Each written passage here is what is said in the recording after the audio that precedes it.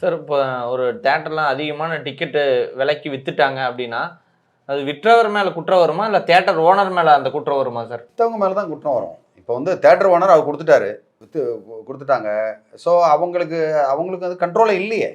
Control இல்லாத பொழுது இதில வந்து பிரச்சனை வரும். ஆக்சுவலி பார்த்தீங்கன்னா, இந்த நெறைய கேஸ் வந்திருக்கு. நம்ம ரஜினிகாந்த் ஜெயிலர் படத்து டிக்கெட் வந்து ரூ. 150 டிக்கெட் வந்து கிட்டத்தட்ட ரூ. 2000லாம் வித்த காலங்கள்லாம் உண்டு. அது மாரி லியோ படம் விஜய் நடிகர் விஜயோடைய லியோ படமும் அதே மாரி நெறையா அதை மாரி போலீஸ் கம்ப்ளைண்ட்ட குடுத்து வழக்கெல்லாம் நடந்து அதுக்குண்டான தண்டனைகள்லாம் கொடுக்கப்பட்டது. ஸோ அதனால் இது எல்லாமே நடந்துக்கிட்டே தான் இருக்குது. காலங்காலமாக நடந்துக்கிட்டே இருக்குது. காலங்காலமாக இந்த மாதிரி தப்பு பண்ணிக்கிட்டே தான் இருக்காங்க.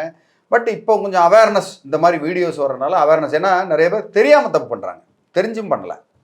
தெரிஞ்சு பண்ணுற ஆளுங்க பண்ணுறது ஒரு கோஷ்டி, தெரியாமல் தமாஷா பண்ணுற கோஷ்டியும் இந்த மாதிரி இருக்கும். எனக்கு தெரிஞ்சு கிட்டத்தட்ட ஒரு 30 வருஷத்துக்கு முன்னாடி நாங்கள்லாம் சினிமாவுக்கு போயிருக்கோம்.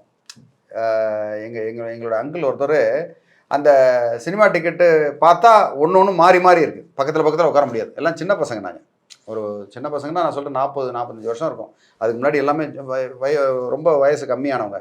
அந்த மாதிரி தனியாக உட்கார வைக்க முடியாது. வெளியில் வந்தாங்க நிறைய பேர், சார் எனக்கு கொடுங்கன்னு கேட்டாங்க. ஒன்றுமே பண்ணல அவர். சரன்னு டிக்கெட்லாம் கிழிச்சு போட்டார். இது சட்டவிரோதம், நான் பண்ண மாட்டேன் அப்படின்னு போயிட்டார். உண்மையிலேயே வந்து அது எனக்கு ஒரு பெரிய ஐ ஓப்பனராக கிட்டத்தட்ட 40-45 வருஷத்துக்கு முன்னாடி உண்டான ஒரு சம்பவம் அது.